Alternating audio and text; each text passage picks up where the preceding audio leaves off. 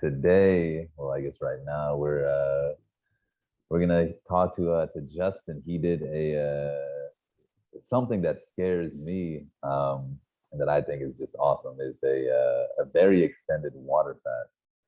And I think let's just start with when did you do this water fast exactly, And and also, if how you could long was explain what it is as well. it? Yes, all of it. We want all of it. So I started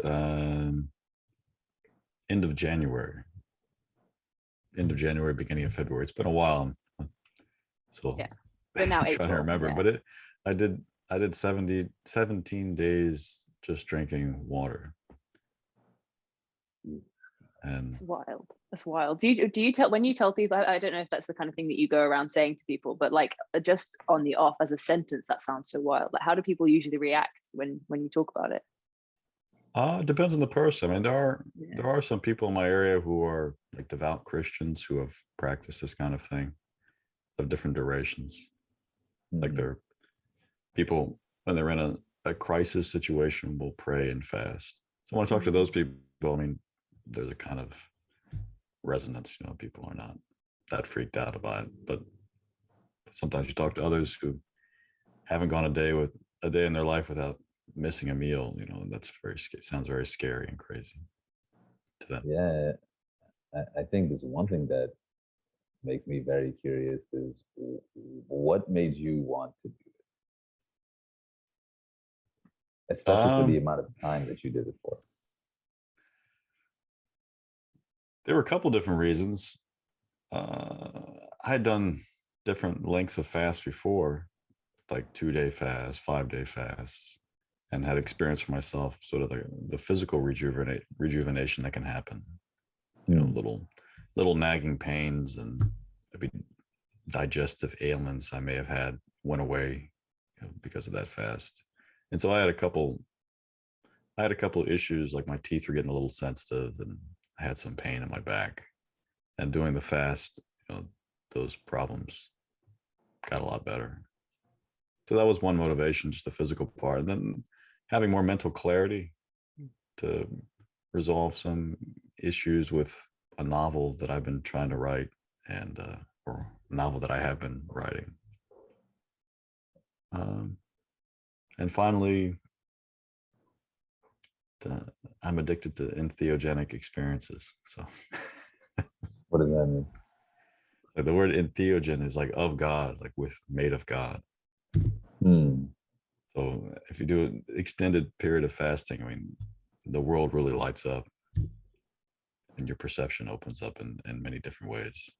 Could You you see describe others in that a a little different bit? way and you see Yeah. yourself in a different way.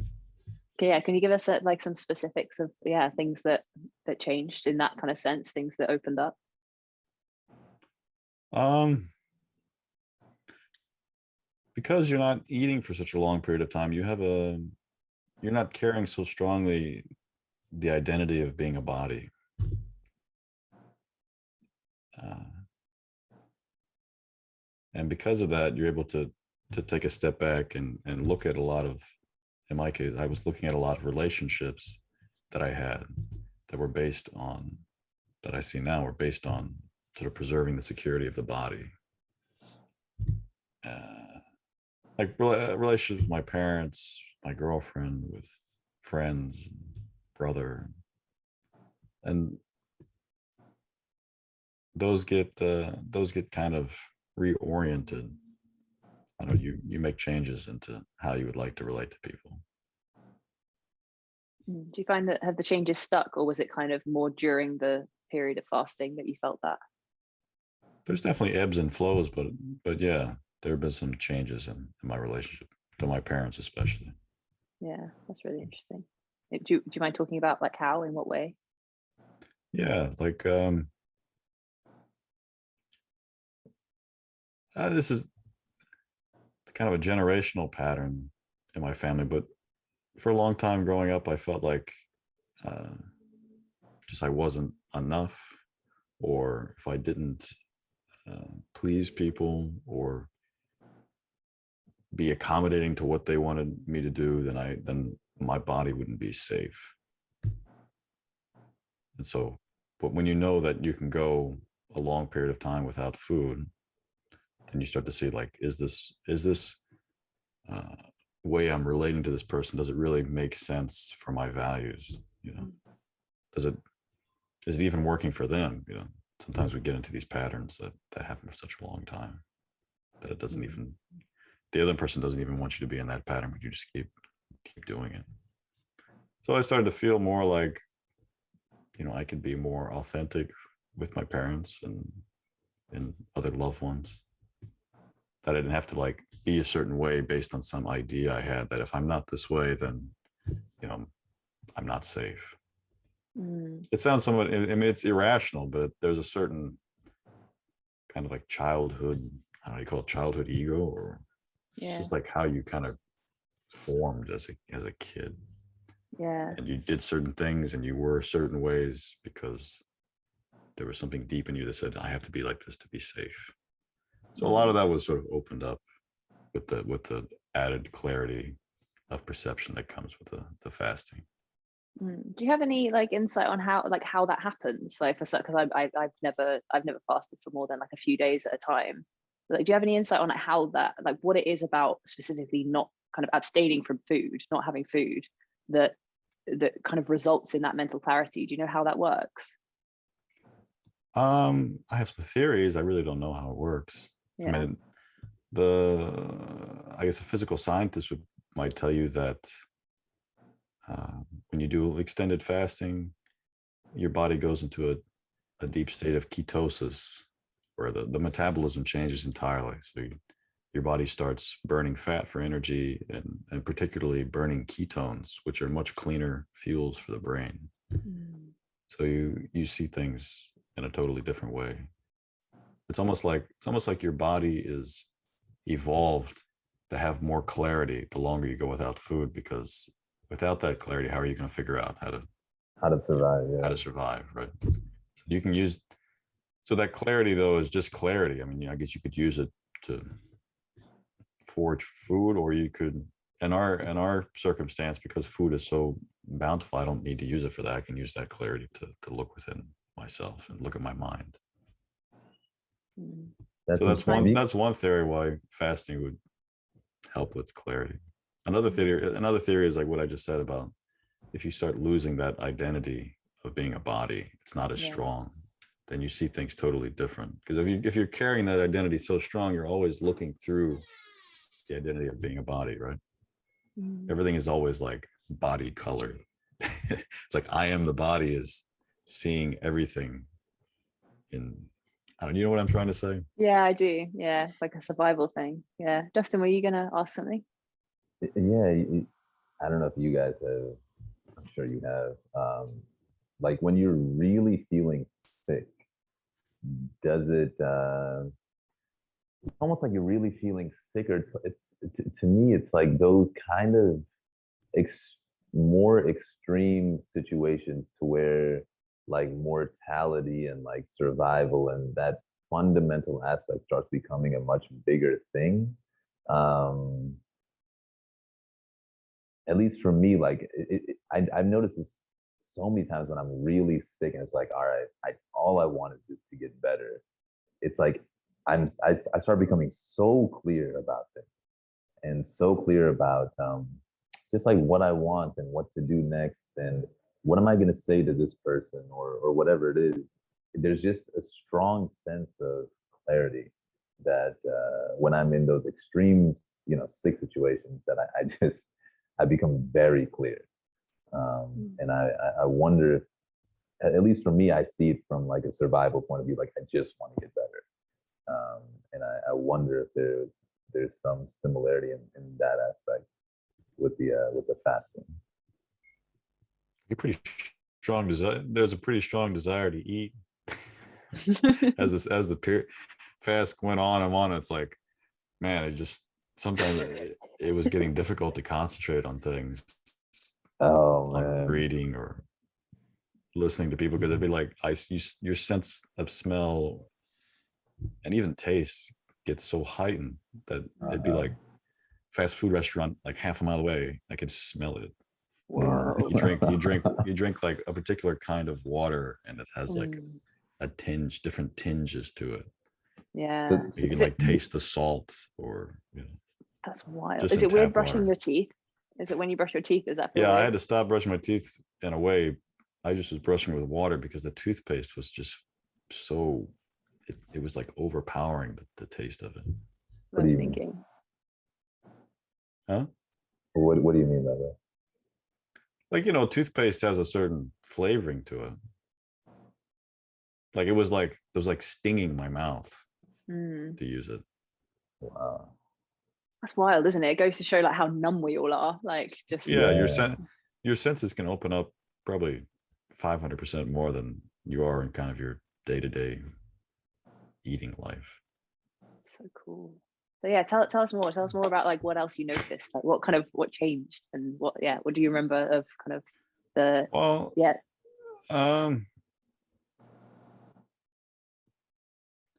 if you do a long fast, there's always going to be resistance that arises in yourself that's reflected in the world around you. So my family Like an was emotional resistance. all kinds of resistance. Okay. Like I had, all my family was saying that I was crazy. Mm. And What did you tell them?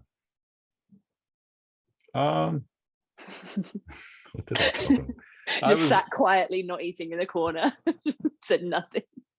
I just try not to. I try to just act very normally. Like I wasn't like keeping the count for them how many days. Yeah. Like my father would be like, "Well, how much longer are you gonna do this?" Like, "Oh, a few more days." And then a few more days would go by. "How much longer you do this?" I'll see how I feel. A few more days. Mm. I think they were reassured to some extent. I had a fasting coach.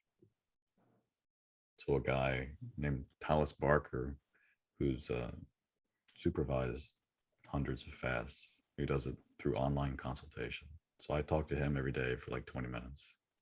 And then he would coach me through difficult parts of the experience, particularly these emotional challenges when people around you are almost making efforts to gaslight you. Mm-hmm. It's interesting. What's the kind of received wisdom for just like when you're really hungry? Like what's if you wake up in the morning, you're like, Talis, I'm hungry. what's the kind of, what would his advice be to like to help His with that? advice be? Yeah. It was just always that, the sensation of hunger is never permanent. Yeah, So that's a really good you point. just know that the more you go through it, that okay, hunger is going to come. It'll come in waves if it does come, and then it'll go. So it's not like something that arrives and you're going to have to experience it the whole day. Mm. And then as you go deeper into a fast and your body is in ketosis, physiologically that it really doesn't need to eat. So a lot of the hunger is created psychologically. So if you start thinking a lot about food, you'll start to feel like stomach acid building in your stomach. So if you can manage your mind. So the days when I did a lot of yoga practice, did my Shakti Chalana Kriya or Shambhavi or Surya Kriya and all that, then those fluctuations weren't as much. So there wasn't so much stimulation of the sensation of hunger. Mm. Hunger is just the feeling of hunger is just a feeling of stomach acid. Is that right? What, like the stomach acid, like getting at the lining of your stomach? Yeah. So that usually, if you're not thinking about food after like 3 or 4 days, that goes away. Wow. And what kind of replaces it? What's long-term hunger like? Right. Well, I don't think any of us have really ever experienced what true hunger feels like. True hunger is when the body has depleted all of its fat reserves, and it's going to start cannibalizing organs and vital tissues that people talk about. I've read stories, people say what that feels like. They say it's not like what we think of hunger as stomach acid. It's like every cell in your body, your whole body is like screaming for food. They said it's unmistakable, like you can't miss it. And the distinction between that and what we call hunger is vast. Wow. And you didn't get to that point in this experience? Even for most people, of average body weight, I mean, you have at least 40 days of body fat before you go into that. If you're just kind of sitting around, like say you were fasting like this and you're walking like 25, 30 miles a day, that's different. Yeah. But just kind of your normal couch potato metabolism, you could sit on the couch for 50 days, you'd probably be all right. Most people. Yeah. And if overweight people, even more. I think the record for longest water fast, there was a guy in Scotland who fasted for over a year. Wow. What? Yeah, you That's can look it up. It was wild. actually documented in scientific literature. There were a number of physicians who were doing all kinds of, I don't know, blood tests and other measuring other physiological things while he was fasting. The guy was like started at 400 pounds and he wanted to Right. lose weight. So he just didn't eat for like a year. I think after maybe 3 or 6 months, they started giving him like mineral tablets or something. But other than that, Wow, man, that That's must have been amazing. insane. Think how much you would get done. Did you find that you got like loads of stuff done because you had all this time? Because I feel like I put a lot of time into food. It takes up like a right. lot of time in Yeah, my you day. have But yeah, you do have a lot of tremendous amount of time to do things. If you can keep your mind onto something and not on food. But then yeah, then again, I feel like if you were in that kind of situation, you would have to be, or were you like rationalizing your energy, like your actual like physical exertion? So I worked normally for the first about week and a half, just teaching tennis and even playing. You were playing tennis. Yeah. Oh, It was getting increasingly hard after the first week though. I can So imagine. so what happens is like you have plenty of energy for aerobic tasks. So like if you go, like say you take like an easy walk for several hours, that's no problem. Or you just like whenever your breathing is like very, very normal, there's your body can create enough energy through ketosis to handle that. What gets challenging is if you push it into an anaerobic threshold, What does you that know. mean? So like whenever your body is using energy beyond what it can generate through your aerobic function, through your respiratory function, it uses glycogen, uses, it's a different metabolism which needs food to function. Like Got if it. you play a tennis match and your heart rate is like above 130, you're and you're making like really intense movements, those are anaerobic movements. that makes sense. So Did I you wouldn't be find? able to do that after like a week. Yeah, after like I'm thinking, especially after exercise, did you find that like was there anything kind of specific that you would crave that was not kind of what you would normally have, or was it just anything, any food? I'm also wondering, 'cause I don't know if you keep a vegetarian diet, but I'm wondering if you crave meat at all when you had this thing going on. No, I didn't crave meat. I've eaten vegetarian for about 6 years now. Yeah.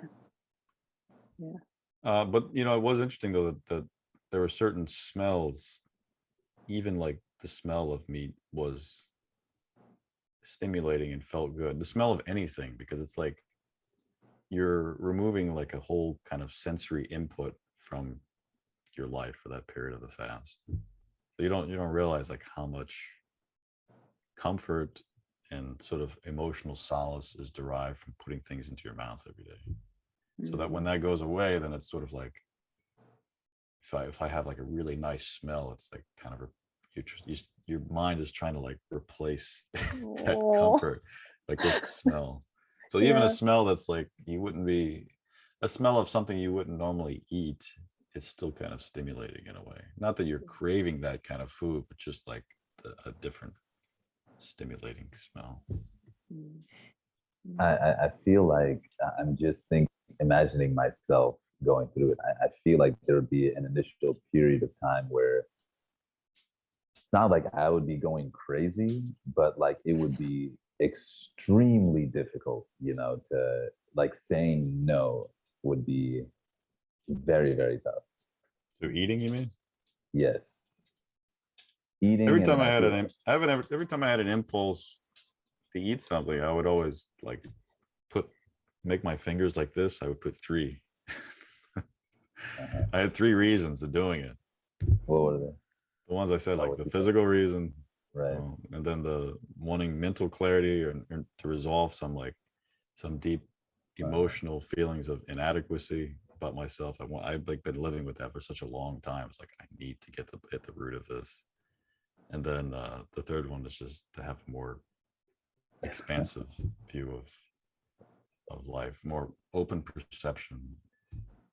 Man, Kind I of feel like like spiritual. So he's like, you have really powerful reasons. Like every time that impulse comes, you just be like, well, these are my reasons. Mhm. And it didn't help. I mean, no, it didn't help to go out. Like I would go out to eat with my parents or my friends and stuff. Oh my God. That's It probably, horrible. it was kind of a perverse way of challenging myself. It's like, well, I Oh think my I can do it. God.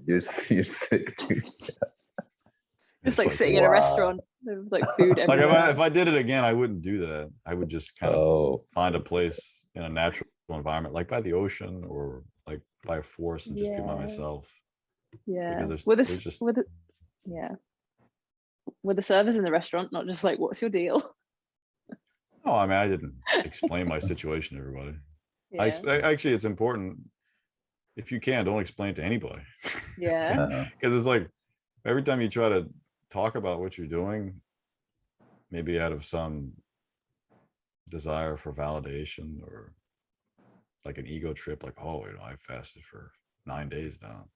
There's Mhm. always, it's like the universe is going to punish you for that.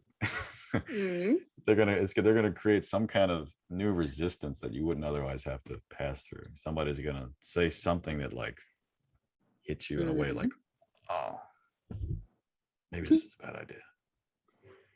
I'm super duper curious about what you ended up breaking the fast with and how you came out of it, because I remember talking to you about it at the time, and you've got to come out quite slowly. Is that right? So that you don't kind of shock your system too much. Yeah, it's really important. You have to reintroduce food like the first day, maybe like 200 calories, and then it took me about a full week before I started eating normally again.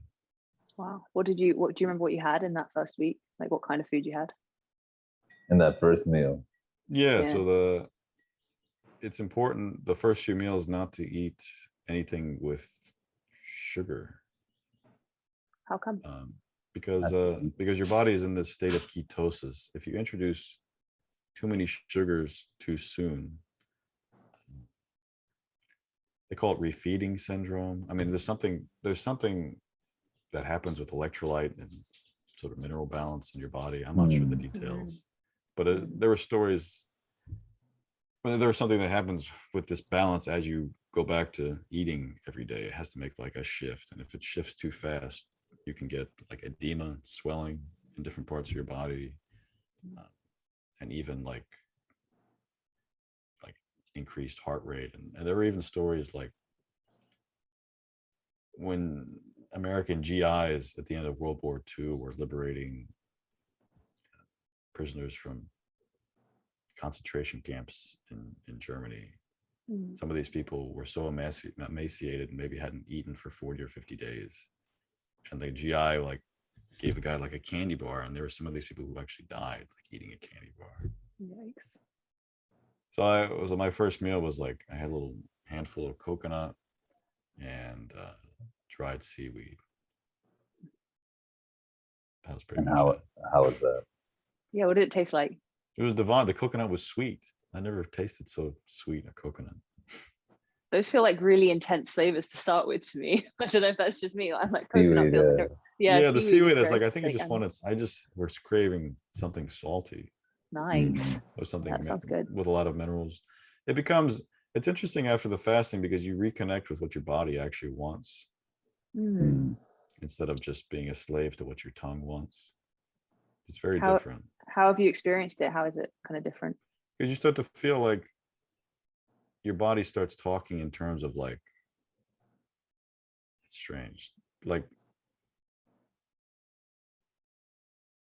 it wants light food, or it wants like red food, or I mean, it's like there's like a cross sensory if you try to verbalize what your body is telling you to eat, it sometimes it doesn't like make any sense, but it does make sense in the context of if you see a particular food, your body will say no, or you see another food, your body says yes. It's like the language of the body is not English language. Yeah. I'm interested, if you're up for it, just to go back quickly to the subject of your family's kind of response, and that you said that you kind of felt like gaslit by them, because I'm really interested in like the kind of like the social aspect of eating, and especially kind of, it's certainly kind of, I think it probably both of our cultures in England and in America, this culture of like, you have to eat. There's kind of like a pressure to have, like, there's lots of events, family events. If you go to a barbecue, like, people will notice if you don't have like seconds, or if you don't, if you're kind of, I feel like there's more and more a thing about eating more in our culture.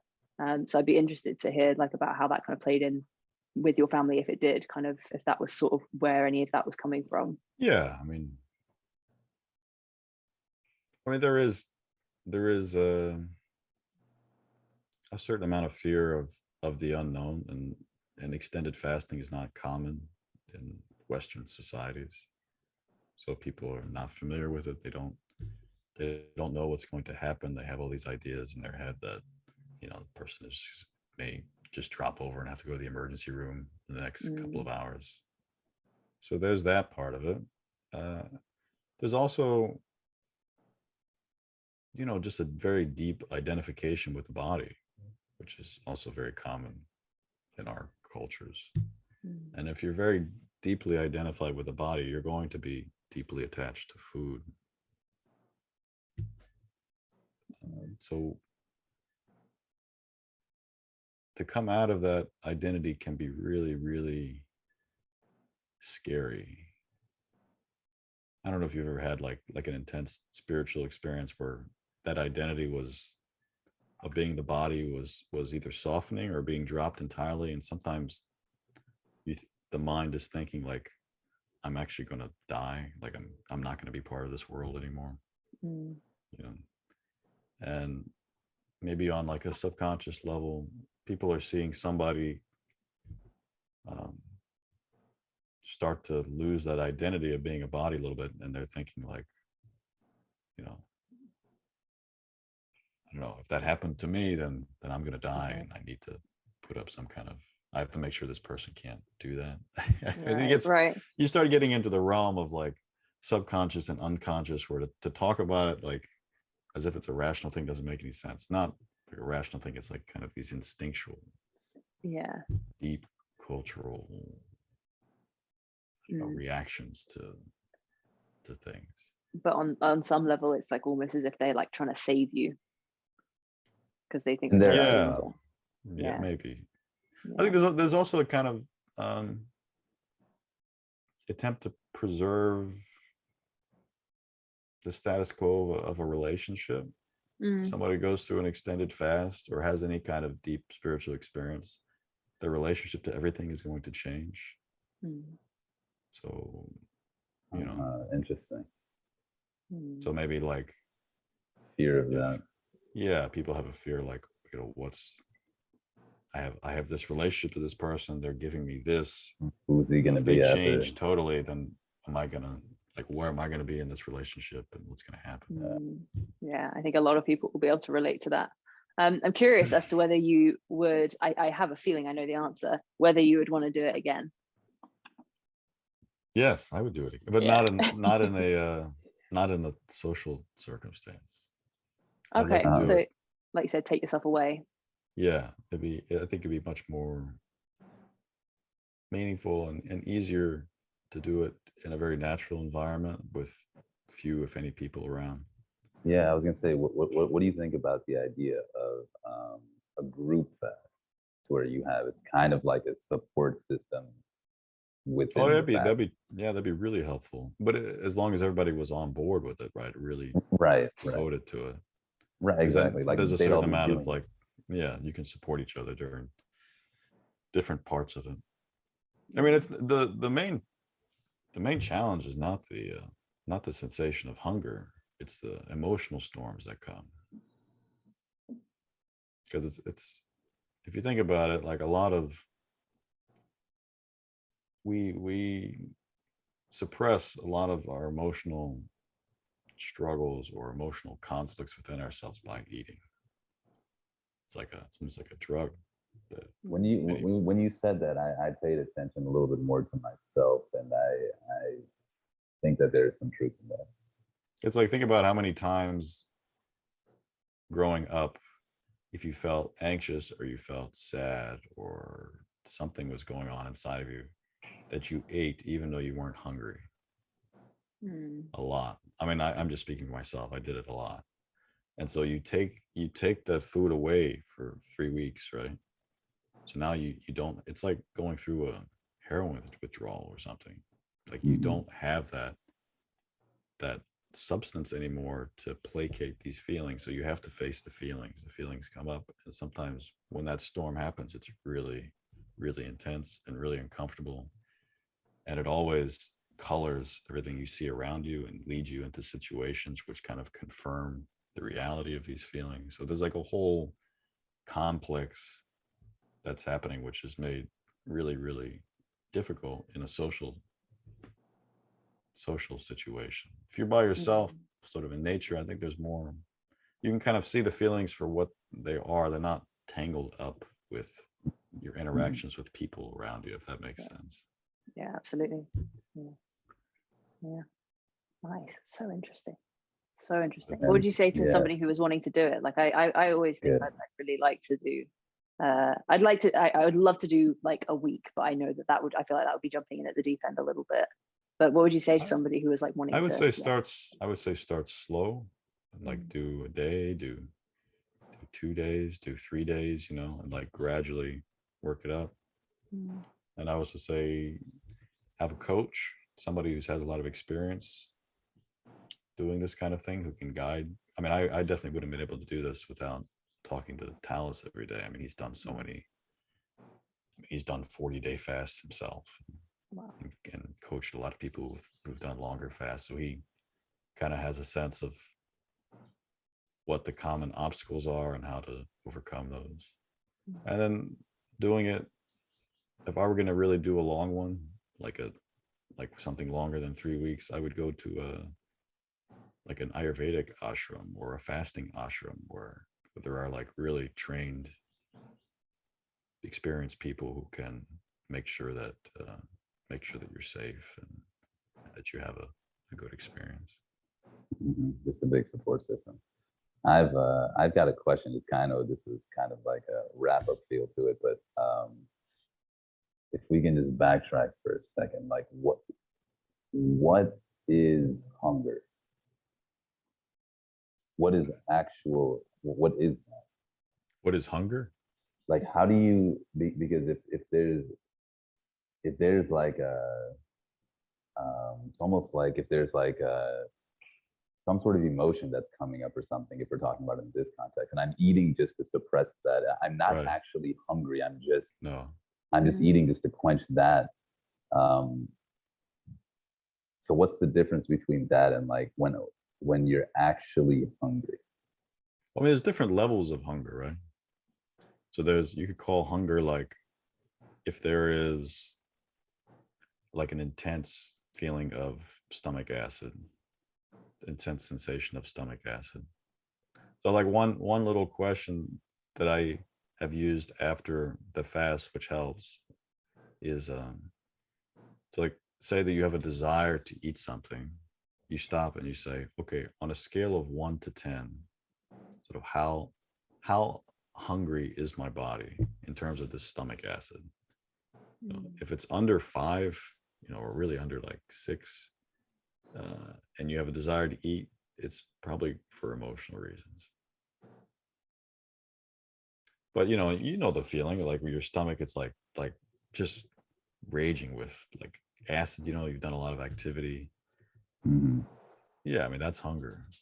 That's hunger in our kind of day-to-day sense. If you talk about like true survival hunger, that's like when you've exhausted all the body, all the body fat. And I mean, I don't know what that is. I've just heard stories. People say that, that's a different level. It's not just stomach acid, it's your whole body is just calling for food, because it knows that if it doesn't get it in the next few days, then things are going to really go bad. Mm. Yeah, no, when you said that when you were starting this fast, that really stuck with me about just the difference between or just paying attention, like is my body actually asking for food, or is this some sort of an emotional thing? Yeah.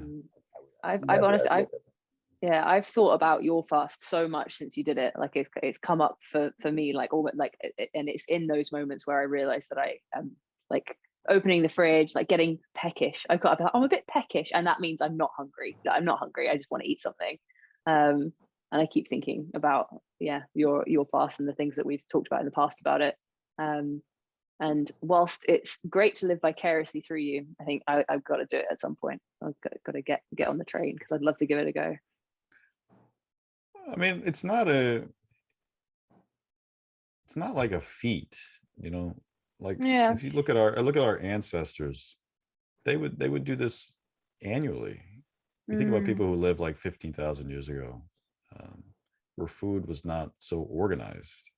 Like we're talking about like pre-agriculture, like hunter-gatherer days. I mean, there are periods of the year in the winter where you can't find any food, so people fasted. That was just like part of the natural rhythm of life. And it's encoded like in our genetic materials, encoded in sort of in our body's function. So maybe it might take a little bit to kind of get that activated, but it's there in every human being. So every human being can do it. Nice. Thank you so much. That was awesome. Yeah, that was very inspirational. For real. So the last thing I say about the fasting is I'm very grateful to have had this opportunity, and I learned a lot about myself and how I relate to people and life around me. I feel like a much happier and healthier person having gone through the 7 days of water fasting. However, it can be physically very uncomfortable, and if somebody is not going through that experience by choice, if somebody is forced to go through an experience of fasting, it can be a very ugly thing, and people's minds would definitely react to those sensations of hunger in a totally different way. So to relate it to Sadhguru's message of save soil that we're all talking about this spring, if we don't improve our agricultural practices and enhance the vitality of the soil around the world, if our food production isn't enhanced in a way that supports life, we could be seeing in a generation's time mass famines and sort of forced fasting, which would be just a really inhumane thing to subject on people. Definitely, and definitely not in the interests of a loving and interconnected society. Absolutely. Yeah, it's an important final word. So thank you for that. So save soil. Let's make it happen. Let's make it happen. Right. Excellent. Cool.